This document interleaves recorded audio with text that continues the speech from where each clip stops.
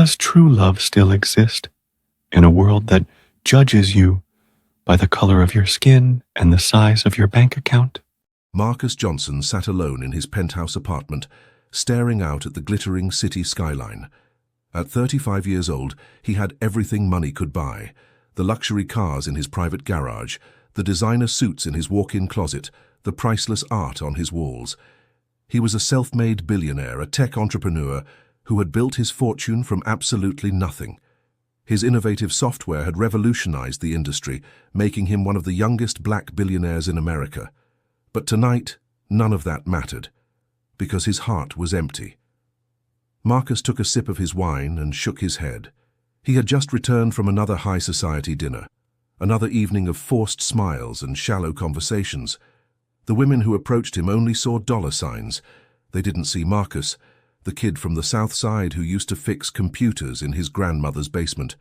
They saw the billionaire, the investment opportunity, the lifestyle upgrade, and even worse, he saw the looks. Those looks from his business colleagues, white men who couldn't quite hide their surprise that a black man had built an empire. The subtle questions about his education, as if his success needed extra verification. The assumptions that he must have gotten lucky or had help or somehow didn't quite earn his place at the table.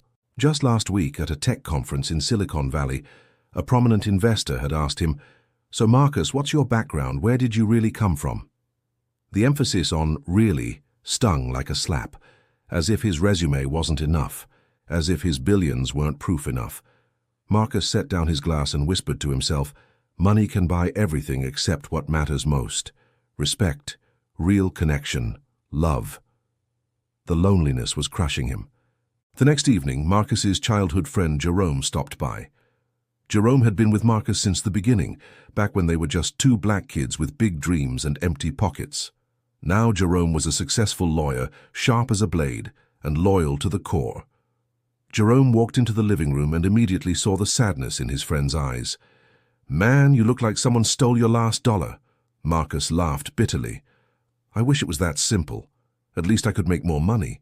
But this," he touched his chest, "I can't buy my way out of this emptiness." Jerome sat down across from him. "Talk to me, brother. What's going on?" Marcus leaned forward, his voice heavy with frustration. "Jerome, I'm tired. I'm tired of women who only want my money. I'm tired of fake relationships. I'm tired of people treating me different because of my skin color, even in rooms where I'm the richest person there. Just yesterday, security stopped me in my own office building lobby. My own building, Jerome. Asked me if I was making a delivery." Jerome shook his head, anger flashing in his eyes. "Man, I'm sorry. That's ridiculous. You know what the worst part is?" Marcus continued. "I can't tell anymore who's real and who's fake, who respects me for me and who's just playing a part because of what I represent. I want to find real people, Jerome. People who would treat me the same whether I was a billionaire or a janitor." Jerome studied his friend for a long moment. "So what are you going to do about it?" Marcus's eyes suddenly sparkled with an idea. "I've been thinking about something. You know how we always talked about giving back to the community? About creating opportunities where we came from? Yeah, of course. I'm going to open a bank. Not just any bank. The largest black-owned bank this city has ever seen. Heritage Trust Bank. Right in the heart of our old neighborhood, where banks refused to invest for decades. Where our people couldn't get loans, couldn't build businesses, couldn't build wealth." Jerome's face lit up. "Marcus, that's incredible. That's exactly what that community needs." "But here's the thing," Marcus said, his voice dropping to almost a whisper. "I'm not going to run it as the owner, not at first." Jerome frowned, confused. "What do you mean?" Marcus stood up and walked to the window. "I'm going to work there as a cleaner. Under a fake name. I want to see how people really act when they think I'm nobody. I want to see who treats the janitor with the same respect they'd give the owner. I want to understand the full spectrum of how race and class play out in the workplace. And maybe, just maybe, I'll find someone who sees me for who I really am." Jerome's mouth dropped open. "You're serious? You want to mop floors in your own bank? Dead serious. I'll hire a diverse staff, all races, all backgrounds. You'll handle the public announcements, tell everyone the owner is traveling for international business. I'll apply as Mike, just a regular guy looking for work. No one will know who I really am." Jerome started laughing, then stopped when he saw Marcus wasn't joking. "Man, this is crazy. But you know what? It's brilliant. When are we doing this?" Marcus turned from the window, determination burning in his eyes. "We start immediately. I'm going to build something real, Jerome. A bank that serves our community the way we deserve to be served all along. And while I'm at it, I'm going to find out who the real people are in this world." "And what about love?" Jerome asked with a knowing smile. Marcus paused. "If it exists, if there's a woman out there who can see past all the surface stuff, who can love a man for his character and not his bank account, who treats everyone with dignity regardless of their position, then maybe I'll find her. But I'm not holding my breath." Jerome stood and clasped his friend's shoulder. "Brother, this is either going to be the best decision you ever made or the craziest story we'll ever tell. Either way, I'm with you." Over the next 3 months, Marcus poured his resources into building Heritage Trust Bank. The construction was magnificent. A beautiful modern building with traditional African architectural influences right on Martin Luther King Boulevard. Solar panels on the roof, community meeting spaces inside, and state-of-the-art banking technology. The hiring process was careful and deliberate. Jerome conducted the interviews, selecting qualified candidates from all backgrounds: managers, tellers, financial analysts, loan officers, and yes, custodial staff. They wanted the best people, period.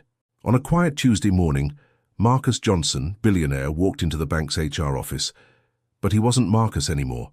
He was Mike Williams, just a 35-year-old man applying for a janitorial position. He wore simple jeans, a plain t-shirt, and carried a basic resume listing previous cleaning jobs that Jerome had carefully fabricated. The HR coordinator barely looked up. "You're here for the custodial position?" "Yes, ma'am," Marcus said quietly, making his voice humble. "Can you start tomorrow?" "Absolutely." She handed him a uniform and a schedule. Just like that, Marcus Johnson, one of the richest black men in America, became Mike Williams, the cleaner. No one asked about his education. No one questioned his background. No one looked twice.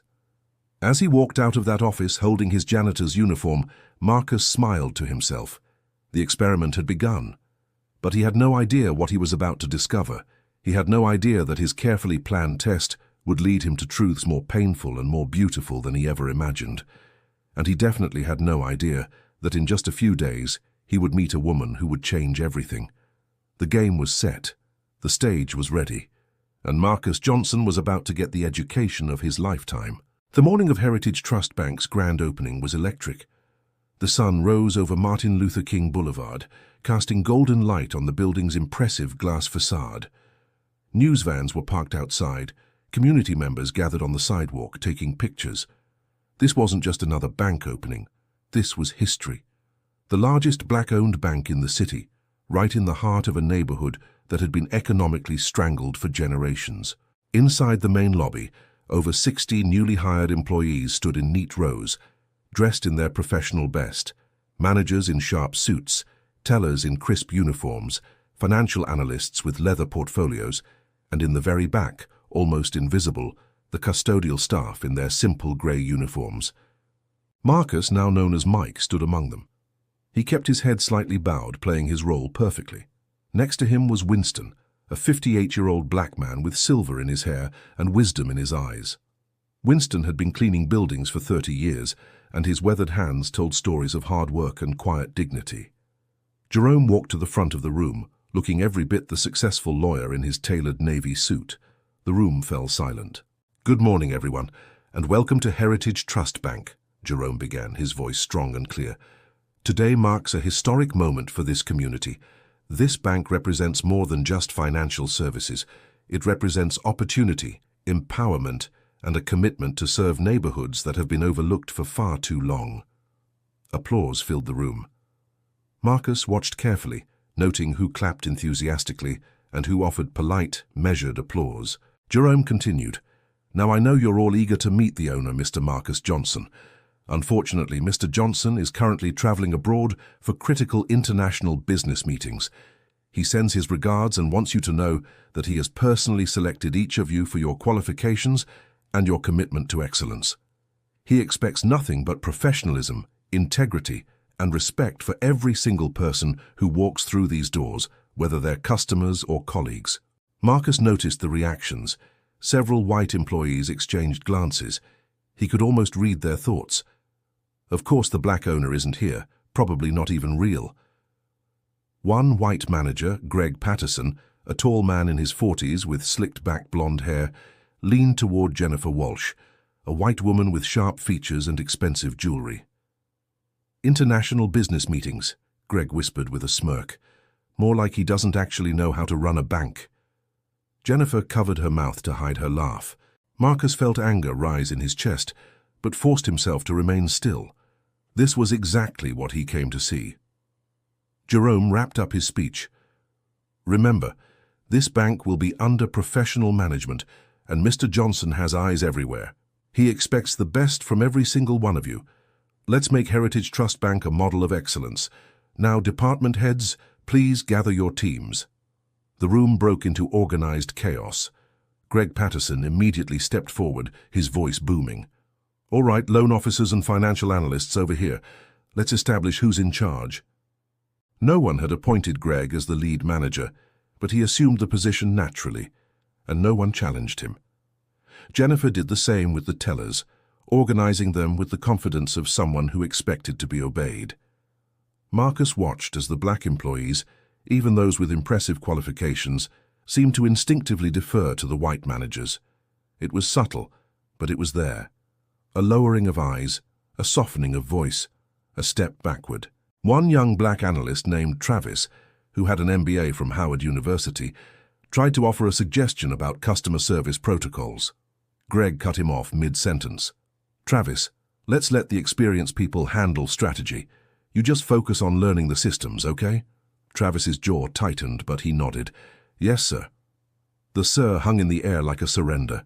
As the groups dispersed to their stations, Winston nudged Marcus gently. "Come on, new guy.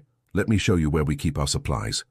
They walked toward the back of the building, past the gleaming teller stations and private offices, to a small janitorial closet that smelled of bleach and floor wax.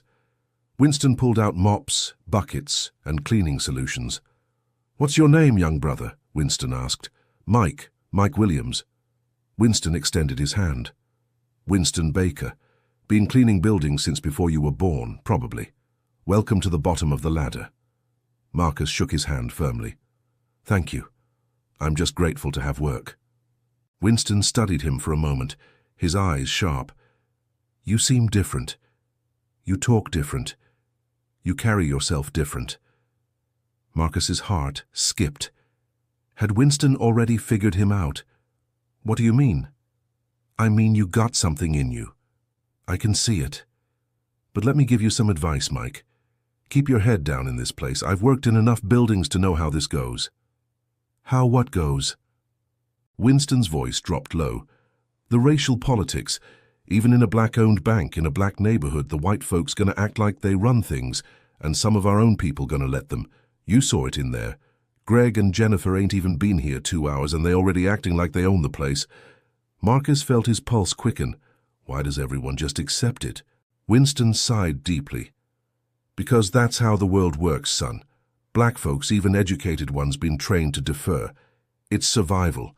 And some white folks, even the ones who ain't trying to be racist, they just naturally assume they supposed to lead. It's so deep in the culture, most people don't even see it."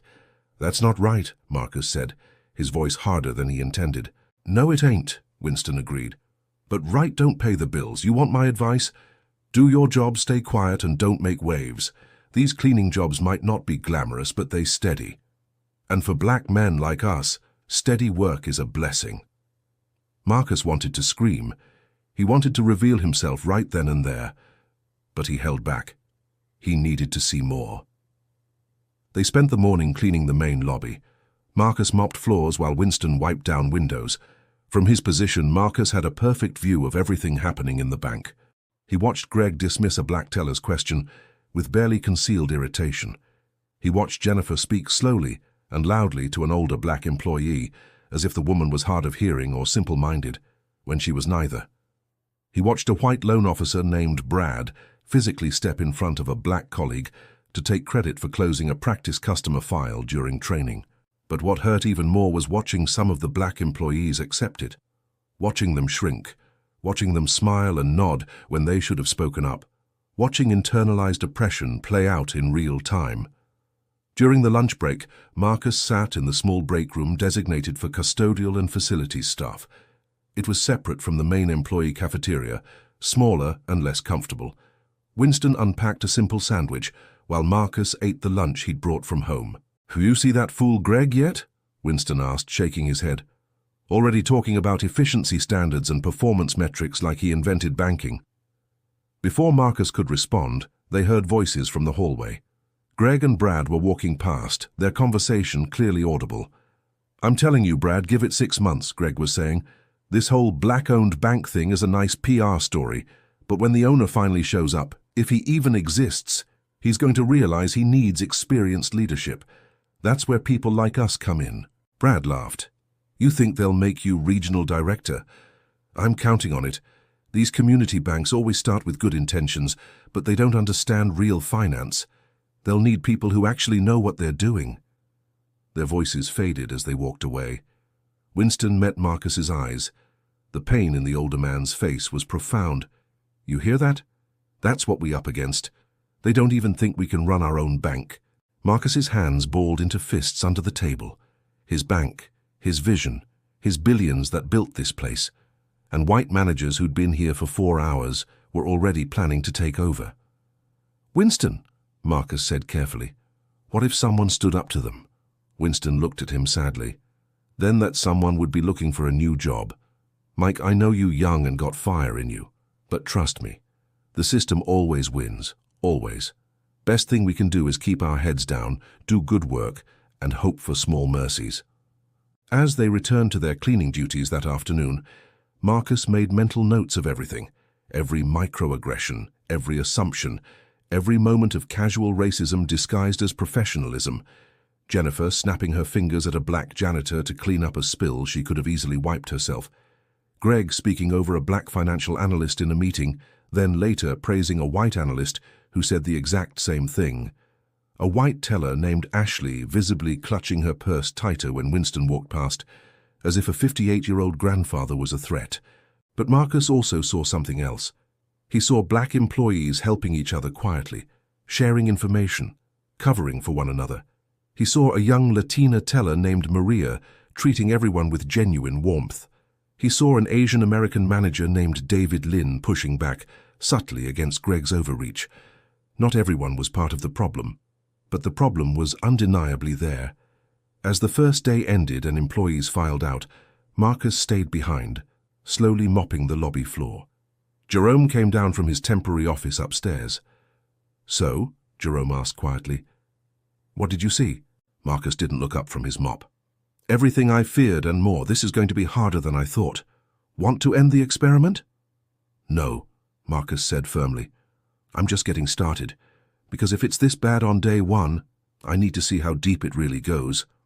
What Marcus didn't know was that tomorrow would bring someone into his life who would challenge everything he thought he understood about courage, dignity, and love. Someone was coming who would change everything. On the morning of day 3, Marcus arrived early as usual. He was wiping down the glass doors when he noticed a young black woman walking toward the bank with determined steps. She wore a modest but professional navy blue suit, her natural hair pulled back into a neat bun. She carried a leather folder under her arm and held the hand of a small boy, about 8 years old, who wore a school uniform. "Mommy, you're going to get the job," the boy said, looking up at her with bright eyes. The woman smiled and kissed his forehead. "Baby, Mommy's going to try her very best. Now Miss Gloria is waiting for you at the corner. Give me a hug." The boy hugged her tightly, then ran toward an elderly woman standing near the bus stop. The young woman took a deep breath, straightened her jacket and walked through the doors Marcus had just cleaned. "Good morning," she said to him with a genuine smile. Marcus was caught off guard. Most people looked right through janitors. "Good morning, Ma'am. Big day today, huh? This bank is beautiful. It's going to mean so much for this neighborhood." Before Marcus could respond, she walked toward the reception desk. He watched her from the corner of his eye as he continued cleaning. An hour later, Marcus was emptying trash bins near the HR office when he heard raised voices. "I'm sorry, Ms. Reynolds, but the financial analyst position has been filled," the HR coordinator said. "Filled? But my interview was scheduled for today. I confirmed yesterday." "Yes, well, we had an unexpected candidate come in and we made a decision quickly. We have to move fast in this business." Marcus peeked around the corner. It was the same woman from earlier. Her name was Keisha Reynolds. Keisha's voice remained calm but firm. "May I ask about the candidate's qualifications?" The coordinator shifted uncomfortably. "That's confidential information. I graduated summa cum laude from Spelman College with a degree in finance. I have 5 years of banking experience, and I've managed portfolios worth over $2 million. I just want to understand what qualifications exceeded mine." The coordinator's face flushed. "Ms. Reynolds, I don't appreciate your tone." "My tone?" Keisha's eyes flashed. "Ma'am, I took 2 buses to get here. I've been preparing for this interview for a week. My son is waiting to hear if his mother finally got a break. So yes, I'd like to understand how a position confirmed yesterday is suddenly filled today." Marcus's heart pounded. He knew exactly what happened. Greg had hired his friend's son yesterday, a white kid fresh out of college with mediocre grades. The coordinator stood. "I'm sorry, but there's nothing available." Keisha stood there for a moment, her chest rising and falling.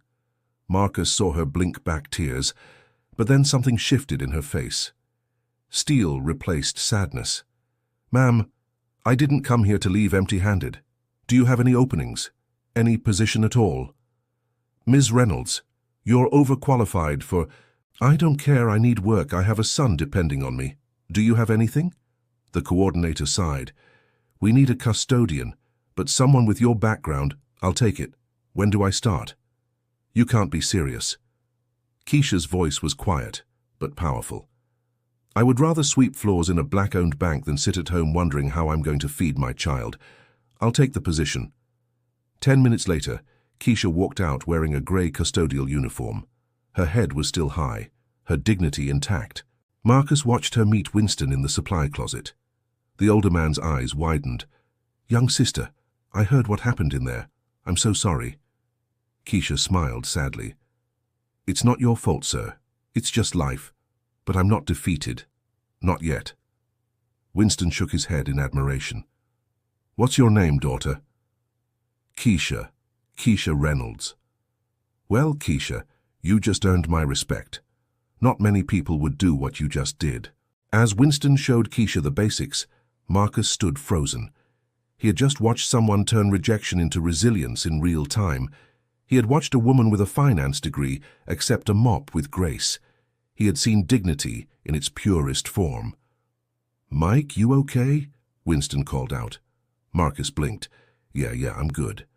But he wasn't good, because something had just shifted in his chest, something he didn't expect and couldn't explain. That woman, Keisha Reynolds, had just walked into his life, and nothing would ever be the same. By the end of the first week, the toxic patterns at Heritage Trust Bank had become crystal clear. Marcus watched it all unfold with growing anger and heartbreak. This was supposed to be a beacon of hope for the community, but inside these walls, the same old poison was spreading. It started with the small things, the things that people who've never experienced racism would call misunderstandings or coincidences. But Marcus knew better. He'd lived this his entire life. Ashley Montgomery, a young white teller with blonde highlights and perfectly manicured nails, had a habit that made Marcus's blood boil. Every single time a black custodian walked past her station, her hand would subtly move to her designer purse. She'd clutch it just a little tighter, pull it just a little closer. When Winston walked by pushing his cleaning cart, she did it. When Keisha passed with her mop bucket, she did it. But when the white maintenance guy, Danny, strolled through, her purse stayed exactly where it was. One afternoon, Marcus watched her do it to Keisha 3 times in 10 minutes. Each time, Keisha noticed. He could see it in the slight tightening of her jaw, the way her eyes flickered with hurt. But Keisha never said a word. She just kept cleaning. Greg Patterson's microaggressions were even more infuriating because they came wrapped in false politeness. Marcus observed him during a team meeting with loan officers. When he spoke to the white employees, his voice was normal, professional, rapid-fire. But when he addressed Travis, the black analyst with the MBA from Howard, Greg's entire demeanor changed. "Travis, I need you to process these applications," Greg said slowly, enunciating every syllable like he was speaking to a child. "Do you understand what I'm asking you to do? It's very important that you get this right." Travis's face remained neutral, but Marcus saw the flash of anger in his eyes. "I understand perfectly, Greg. I've processed hundreds of loan applications." Good. Just want to make sure we're all on the same page. These things can be complicated." Later that day, Greg handed the exact same task to Brad, a white analyst, and simply said, "Hey, knock these out by 3, with no explanation at all. The assumption was clear. Brad would understand. Travis needed hand-holding. But nothing made Marcus angrier than watching white employees steal credit from their black colleagues. During a brainstorming session about community outreach, a young black woman named Shanice suggested partnering with local black churches for financial literacy workshops. Greg barely acknowledged her, but 20 minutes later, Brad repeated the exact same idea, almost word for word. Greg's face lit up. "Brad, that's brilliant. That's exactly the kind of innovative thinking we need around here." "Great job." Shani sat back in her chair, her lips pressed into a thin line. She didn't say anything. What could she say? The security situation was perhaps the most blatant. Marcus watched as black customers were followed through the lobby by security guards, their eyes tracking every movement. An elderly black man in a suit, clearly a retired professional, was watched like a hawk. But white customers, even young ones in casual clothes, moved through the bank without a second glance. One day, Marcus overheard 2 white tellers, Rachel and Ashley, talking during their break. He was cleaning the hallway just outside the break room, and their voices carried clearly. "Did you see that new cleaner? The one who supposedly has a finance degree?" Rachel said with a laugh. "Oh my God, yes, Keisha, right?" Ashley replied. "If she actually has a degree, I'm the Queen of England. She's probably lying on her resume. Or it's one of those affirmative action situations. You know how these HBCUs are. They just hand out degrees to meet quotas." Marcus's hand tightened on his mop handle. He wanted to storm in there to defend Keisha, but he forced himself to stay still and listen.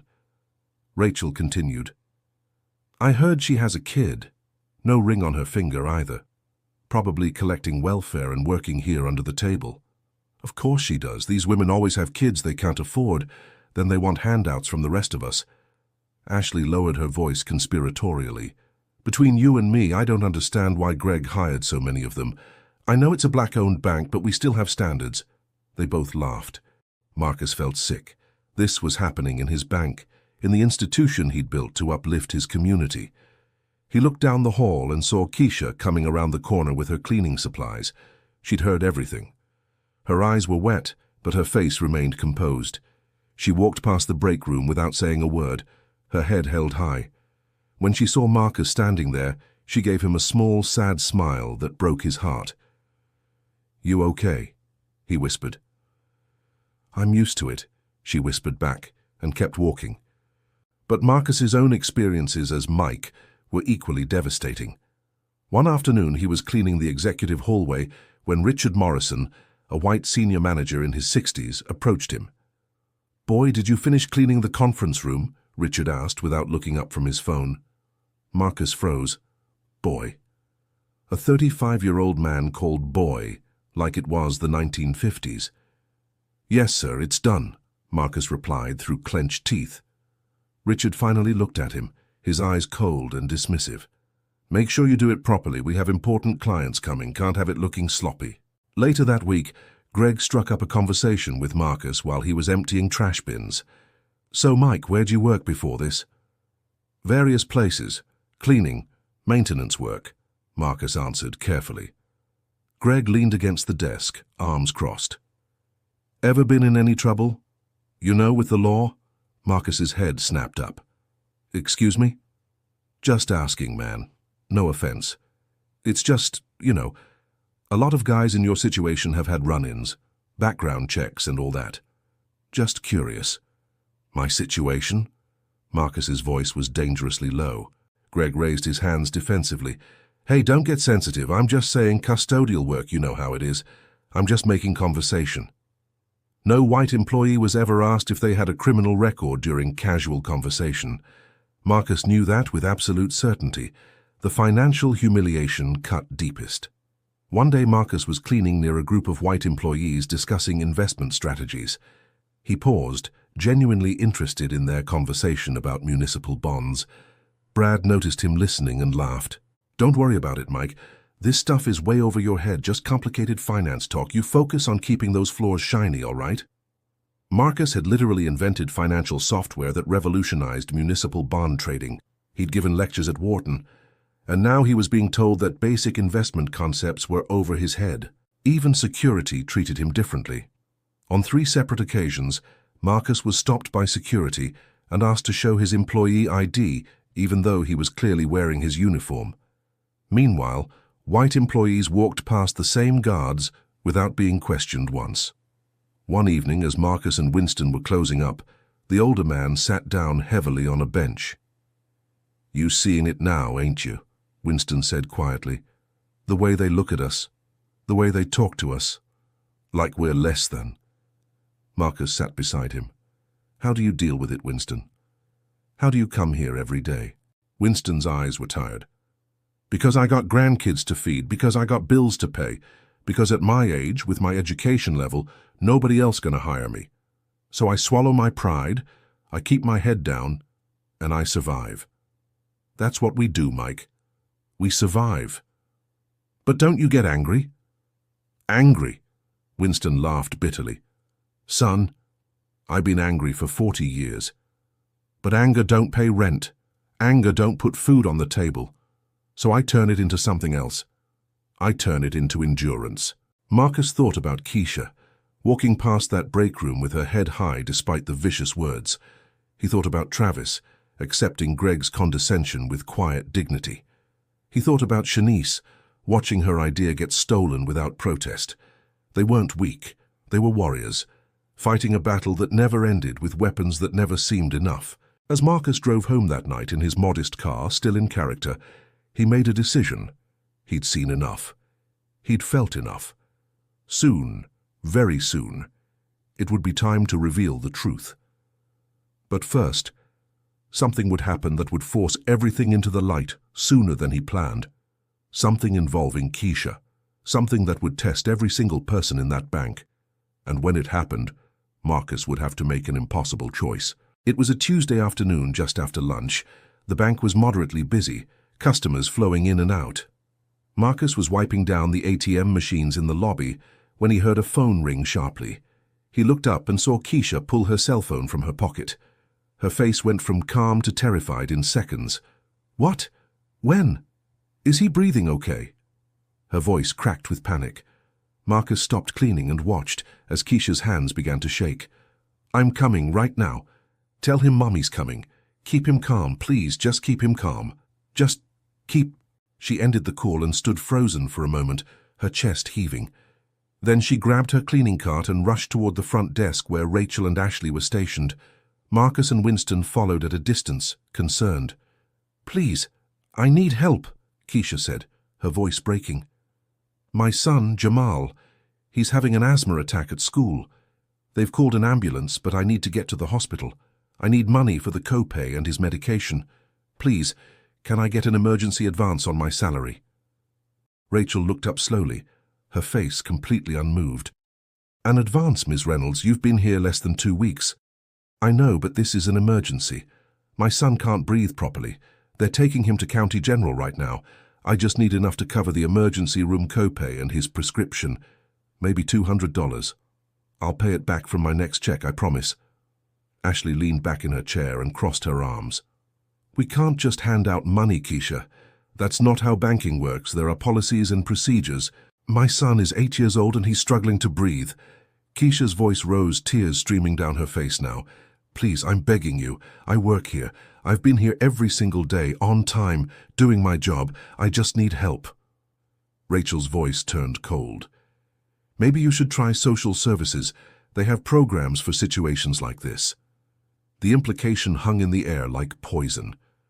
Programs for people like you. People who need handouts. People who can't manage their money, Ashley added with barely concealed contempt. Or maybe call the child's father. Isn't that what fathers are for? Keisha's face crumbled. Marcus saw the pain cut through her like a knife. But before she could respond, he found himself stepping forward. "Excuse me, but she works here," Marcus said, his voice firm. "She's asking for help because her child is in an emergency. How can you just sit there and say no?" Rachel's head snapped toward him. "I'm sorry, who are you? Oh, right, you're the janitor. Mike, mind your business and go back to mopping floors. This doesn't concern you." Winston stepped up beside Marcus. "That woman's baby is sick. You're sitting here talking about policies while a child can't breathe?" Ashley rolled her eyes. "Oh, great. Now both janitors are experts on banking procedures." Marcus felt rage building in his chest. This isn't about banking. This is about basic human decency. "You people need to learn your place," a voice boomed from behind them. Everyone turned.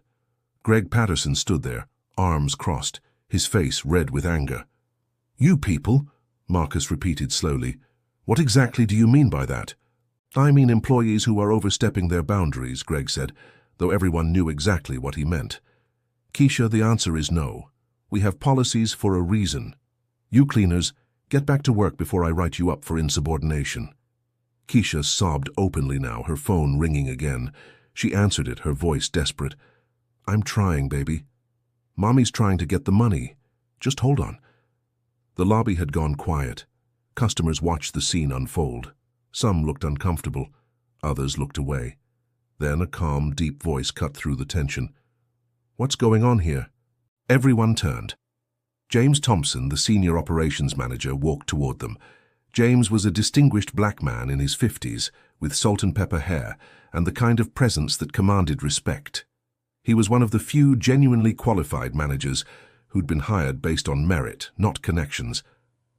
"Mr. Thompson, this employee is requesting an unauthorized salary advance," Greg said quickly, trying to control the narrative. James looked at Keisha's tear-stained face. "What's the emergency?" "My son, sir, he's 8. He's having an asthma attack. The ambulance took him to County General. I need money for the hospital, but I don't have it. I just started here and I don't get paid until next week." James didn't hesitate. "How much do you need?" $200, sir. I'll pay back every penny." James pulled out his phone and opened the banking app. Within seconds, he'd authorized an emergency payroll advance. "It's done. The money will be in your account in 5 minutes. Now go be with your son." Keisha's eyes widened in disbelief. Thank you so much, Mr. Thompson.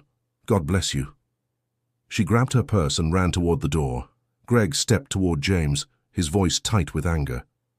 "You can't just authorize advances without approval. This sets a dangerous precedent." James turned to Greg, his voice steady but hard as iron. "This is a community bank, Greg. We help our community. That's the whole point. Or did you miss that in orientation?" "The owner will hear about this," Greg threatened. James smiled slightly. "I certainly hope so. Now, if you'll excuse me, I have work to do, real work. The kind that actually helps people." He walked away, leaving Greg fuming. Marcus stood there, his heart pounding. He'd just watched humanity win a small battle, but he'd also seen just how deep the rot went. As he and Winston returned to their cleaning, the older man shook his head. "That Mr. Thompson is good people. But did you see what just happened? That girl had to beg, had to cry, had to be humiliated just to get help for her dying child." Marcus nodded, unable to speak past the lump in his throat. "And Greg," Winston continued, "did you hear him? You people need to learn your place." He said it right out loud, didn't even try to hide it. Marcus clenched his fists. "Things are going to change, Winston. I promise you that." Winston looked at him with sad, knowing eyes. "I've heard that promise my whole life, young brother. I'm still waiting." But what Winston didn't know was that change was coming sooner than anyone expected, and it was going to shake Heritage Trust Bank to its very foundation. 3 days after the medical emergency, Keisha returned to work. Her son Jamal was recovering well, thank God, but Marcus noticed the exhaustion in her eyes. She'd probably been up all night at the hospital, yet here she was, on time, ready to work. That kind of strength was rare. It was mid-morning when the commotion started. An elderly black woman, probably in her 70s, stood at Rachel's teller window. She wore a church hat and clutched a worn purse against her chest. Her voice was rising in distress. "I'm telling you, something is wrong. My pension check was deposited last week. It should be $1,347, but my balance shows only $600. Where is my money?" Rachel's voice dripped with condescension. "Mrs. Patterson, I've checked your account 3 times. The numbers are correct. You've been making withdrawals. Perhaps you forgot?" "I didn't forget anything." Mrs. Patterson's hands trembled. "I'm not confused. I keep records. I write everything down in my book. My money is missing." Ashley walked over, her tones syrupy with fake concern. "Ma'am, sometimes at your age it's easy to lose track of things. Maybe you spent more than you remember. Senior moments happen to everyone." Marcus, who was cleaning nearby, saw Mrs. Patterson's face crumble with humiliation. The implication was clear. The old black woman was senile, couldn't manage her money, couldn't be trusted to know her own finances. "I am not confused," Mrs. Patterson said, her voice breaking. "Something is wrong with my account. Please just check again." Rachel sighed dramatically. "Mrs. Patterson, we've checked multiple times. There's nothing wrong with our system. If you keep insisting, you'll need to file a formal dispute, which takes 6 to 8 weeks to process." Mrs. Patterson began to cry softly. Other customers watched uncomfortably. Some shook their heads, others looked away, not wanting to get involved. Keisha was mopping the floor near the teller station. Marcus watched her stop, her eyes fixed on the elderly woman. He saw something shift in Keisha's face, a decision being made. She set down her mop and walked directly to the counter. "Excuse me," Keisha said gently to Mrs. Patterson. "May I see your paperwork?" Rachel's head snapped up. "Keisha, this doesn't concern you. Go back to cleaning." Keisha ignored her completely. "Ma'am, I'm Keisha. I used to be a financial analyst. Can I look at your deposit slip and statement?" Mrs. Patterson's tearful eyes lit with desperate hope. She handed over a folder with shaking hands. Keisha spread the papers on the counter and began examining them. Her eyes moved quickly, professionally, seeing patterns and numbers that told a story. Marcus moved closer, watching her work. "Ashley, can you pull up transaction code 4457B from last Tuesday?" Keisha asked, her voice calm and authoritative. "I'm not taking orders from a janitor," Ashley snapped. "Then I'll do it myself." Keisha moved behind the counter before anyone could stop her. Her fingers flew across the keyboard with practiced precision. Rachel stood up angrily. "You can't access that system. You don't have authorization." "I have eyes," Keisha replied, not looking up from the screen. "And I have a brain, and what I'm seeing is a coding error." She pointed at the screen. "There. Transaction 4457B. Mrs. Patterson's pension deposit of $1,347 was posted, but it was coded to the wrong account type. It went into a CD account instead of her checking account. The system shows it as unavailable funds." She scrolled further. "And here, this automatic withdrawal for her utilities pulled from the wrong account entirely, triggering an overdraft protection transfer that shouldn't have happened." Mrs. Patterson gasped. "So my money is there? It's really there?" Keisha smiled warmly. "Yes, ma'am. It's all there. It's just in the wrong place. This is a simple coding error.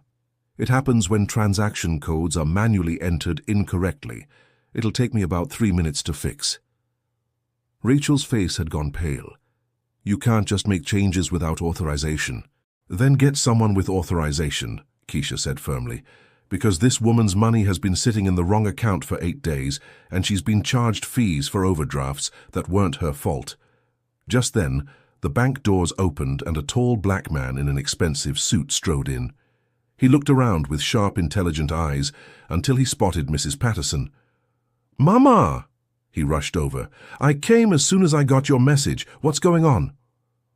"Oh, Kenneth, they're saying I'm confused, that my money isn't missing, but I know—" "Her money isn't missing," Keisha interrupted gently. "It was miscoded. I'm fixing it right now." Kenneth looked at Keisha, then at his mother, then at the tellers. "Who are you?" "Keisha Reynolds. I work here." "As what? A manager?" There was a painful pause. Keisha smiled sadly. as a custodian, but I have a degree in finance from Spelman College and 5 years of banking experience. Kenneth's eyes narrowed. He pulled out a business card and handed it to her. Kenneth Patterson, civil rights attorney, and I'd very much like to know why my mother was told she was confused when there was clearly a banking error. Rachel and Ashley exchanged panicked looks. At that moment, Mr. Thompson appeared, having heard the commotion. "What's happening here?" Keisha quickly explained the situation. Mr. Thompson looked at the screen, then at Keisha with amazement. "You found this in 3 minutes?" "Yes, sir, it's a common error, actually. Easy to spot if you know what to look for." Mr. Thompson immediately authorized the correction. Within minutes, Mrs. Patterson's account showed the correct balance. The elderly woman began to cry again, but this time with relief. "Thank you, baby," she said to Keisha, grabbing her hand. "Thank you so much. I thought I was losing my mind." Kenneth shook Keisha's hand firmly. "Ms. Reynolds, you just saved my mother a lot of stress. If this bank had any sense, you'd be running this department, not cleaning it." After Mrs. Patterson and her son left, Mr. Thompson turned to Keisha. "That was exceptional work. Truly exceptional." Marcus watched the scene with pride swelling in his chest. This woman, this brilliant, dignified woman, had just shown everyone exactly who she was. But as Mr. Thompson walked away, Marcus heard Rachel's whispered voice to Ashley. "She's just showing off, trying to make us look bad."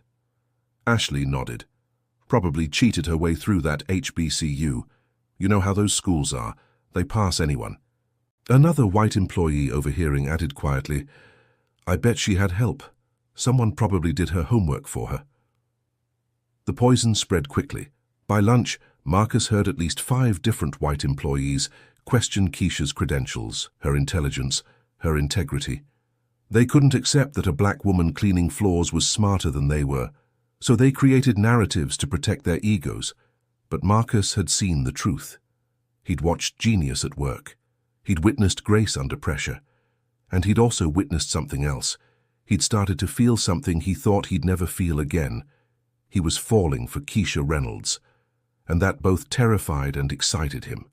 Because soon, very soon, he'd have to reveal who he really was. And when that moment came, would she ever forgive him for the lie? Monday morning came and Mike didn't show up for work. Winston stood in the supply closet, looking at the schedule with confusion. By noon, when Mike still hadn't arrived, Winston began to worry. Keisha noticed immediately. "Winston, have you heard from Mike? Is he okay?" The older man shook his head. "Not a word. That boy never misses work. Something ain't right." Tuesday passed. Still no Mike. No phone call, no explanation. Keisha checked with HR, but they had no information. She tried to hide her concern, but Marcus, watching through Jerome's office cameras, could see the worry etched on her face. Wednesday afternoon, Keisha was cleaning near the security desk when she overheard 2 guards talking. "That cleaner, Mike, been gone 3 days now," one guard said with a smirk. "Probably got arrested," the other replied, laughing. "These dudes always got warrants or something. He seemed like the type." "What type is that?" Keisha's voice cut through their laughter like a blade. The guards turned, surprised. "Just saying, you know how it is." "No, I don't know how it is," Keisha said, her voice controlled but fierce. "Mike is a good man who shows up every day, works hard and treats everyone with respect. Maybe you should try doing the same instead of making racist assumptions." She walked away before they could respond, her heart pounding with anger and worry. That afternoon, Keisha made a decision. She took off her cleaning gloves, straightened her uniform, and walked upstairs to the administrative offices. She'd never been up there before. The carpet was plush, the air smelled like expensive coffee, and everything felt worlds away from the custodial closet.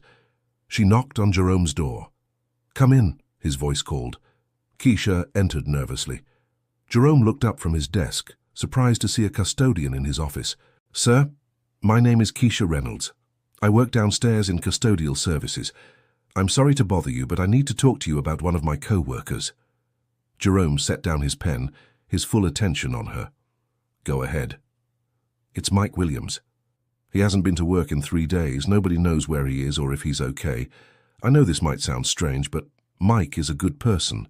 He's helped me, he's helped others, and I'm worried something might have happened to him." Her voice cracked slightly. "I'm asking you, sir, please don't fire him. Whatever the reason he's been absent, please give him a chance. He deserves that. And if there's any way to check on him to make sure he's okay, I would really appreciate it." Jerome studied her face carefully. He saw genuine concern, authentic care for someone she barely knew. In a bank full of people climbing over each other for advancement, here was a woman advocating for a janitor she'd known for less than 2 weeks. "Why do you care so much?" Jerome asked gently. Keisha took a breath. "Because when my son was sick, when I was begging for help and getting doors slammed in my face, Mike stood up for me. He didn't have to. It could have cost him his job. But he did it anyway. That's who he is. So now I'm standing up for him." Jerome nodded slowly, fighting back a smile. "I appreciate you coming to me, Ms. Reynolds. I'll look into it. And I promise you, Mike won't be fired." "Thank you, sir. Thank you so much." As Keisha left, Jerome picked up his phone and called Marcus. "You need to hear this, brother. That woman just came to my office worried about you. She thought something happened to you. She begged me not to fire you." On the other end of the line, in his penthouse, Marcus closed his eyes. "She did? Man, she's the one. You know that, right? In a building full of people who wouldn't spit on you if you were on fire, she's the one who came looking for you." Marcus's voice was thick with emotion. "It's time, Jerome. I'm coming back, and when I do, everyone's going to know the truth." "You sure you're ready?" "More than ready. Send out the announcement tomorrow." The next morning, Thursday, the bank's group chat exploded with a message from Jerome. "Attention all staff. Mr. Marcus Johnson, owner of Heritage Trust Bank, has returned from his international business meetings. He will be visiting the bank tomorrow, Friday at 10 a.m. All employees are required to be present. Professional dress code strictly enforced. This is a mandatory meeting." The lobby erupted in whispers and speculation. "Finally, we get to meet the owner," Greg said, puffing his chest. "About time we had some real leadership around here." Rachel turned to Ashley, her eyes gleaming with excitement. "I'm wearing my best suit tomorrow. First impressions matter. If the owner sees our work ethic, we might get promoted to corporate." Ashley was already scrolling through her phone. "I'm getting my hair done after work, and my nails. This is our chance." Jennifer gathered the tellers. "Ladies, tomorrow we show the owner how this bank should really be run.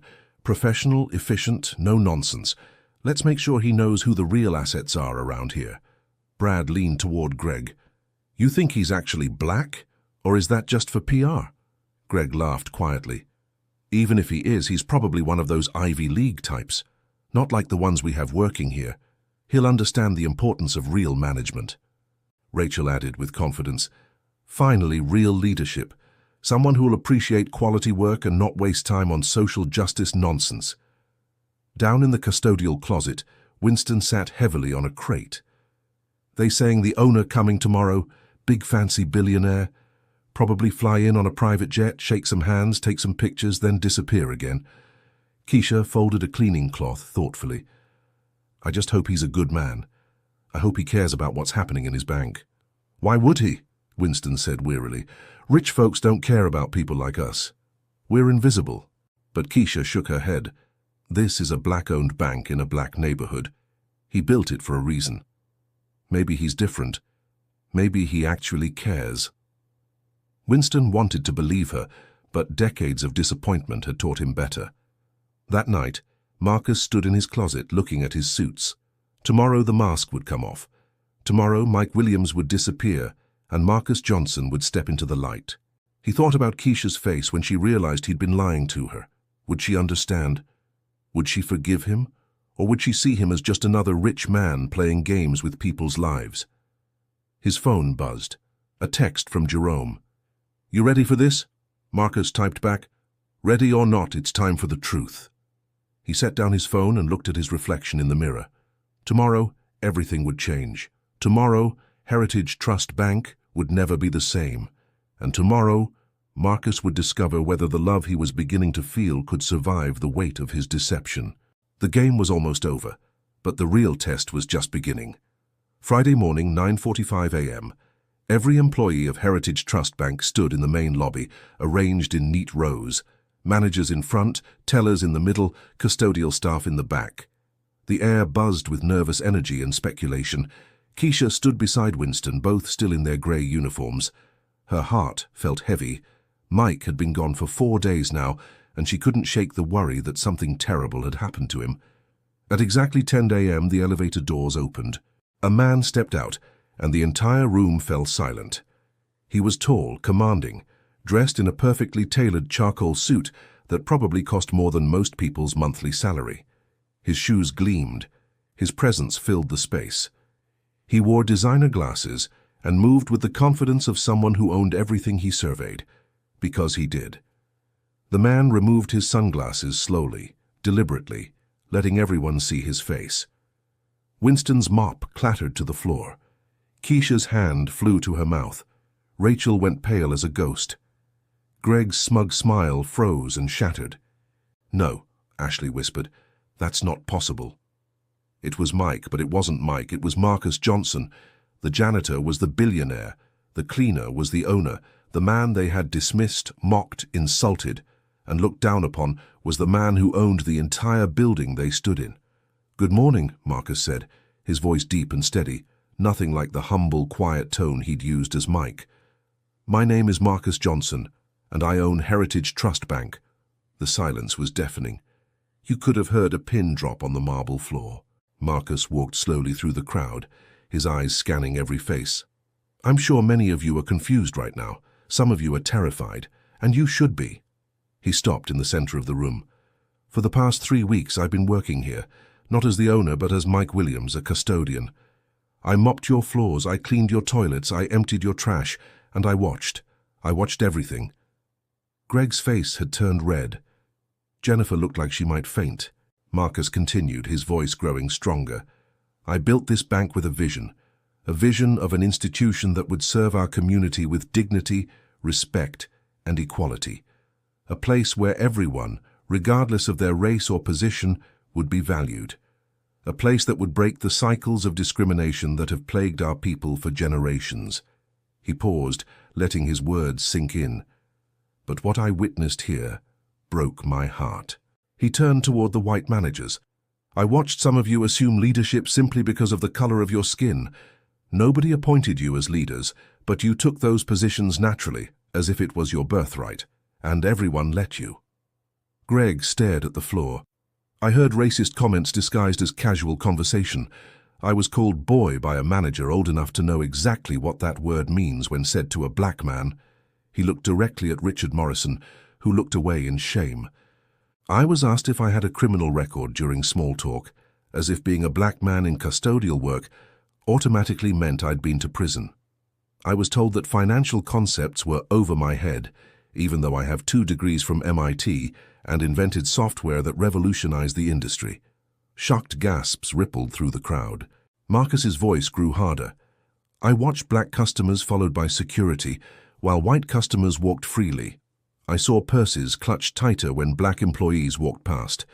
I heard white employees steal credit for black colleagues' ideas. I witnessed microaggressions that happened so frequently they became normal." He walked toward the teller station where Rachel and Ashley stood frozen. "I heard tellers mock a colleague, saying her HBCU degree was probably fake, saying she was probably on welfare, making assumptions about her character based on nothing but the color of her skin and her position in this bank." Rachel's eyes filled with tears, not tears of remorse, but tears of being caught. Marcus turned to address everyone. "Some of you showed me who you really are, and I will never forget it. This bank was supposed to be different, but some of you brought the same poison that exists everywhere else." Then his voice softened slightly. "But I also saw something else. I saw people of integrity, people who stood up when it cost them something." He looked at Mr. Thompson. "I saw a manager who authorized an emergency advance for an employee in crisis, even when others told him not to. James Thompson, you showed me what leadership actually looks like. You're being promoted to Executive Vice President, effective immediately." Mr. Thompson's eyes widened in shock. Marcus turned to Winston. "I met a man who warned me about the racial dynamics in this building. A man who has worked with dignity for decades, despite being overlooked and undervalued. Winston Baker, you will never clean another floor in your life. You're now our Director of Community Relations. Your wisdom and experience will help guide this bank's mission." Winston couldn't speak. Tears streamed down his weathered face. "And," Marcus said, his voice catching slightly, "I met someone extraordinary." He turned and looked directly at Keisha. The room seemed to tilt. Keisha felt like she couldn't breathe. Marcus walked toward her slowly. Keisha Reynolds came to this bank hoping to be a financial analyst. She was late for her interview because she was taking care of her son. But instead of going home, instead of giving up, she accepted a custodial position. She said, "I would rather sweep floors than stay unemployed." He stopped a few feet from her. "I watched her get mocked by people not half as qualified as she is. I watched her maintain dignity when she was denied help during a medical emergency. And then I watched her solve a complex banking error in 3 minutes that tellers with years of experience had missed." Keisha's eyes were filling with tears.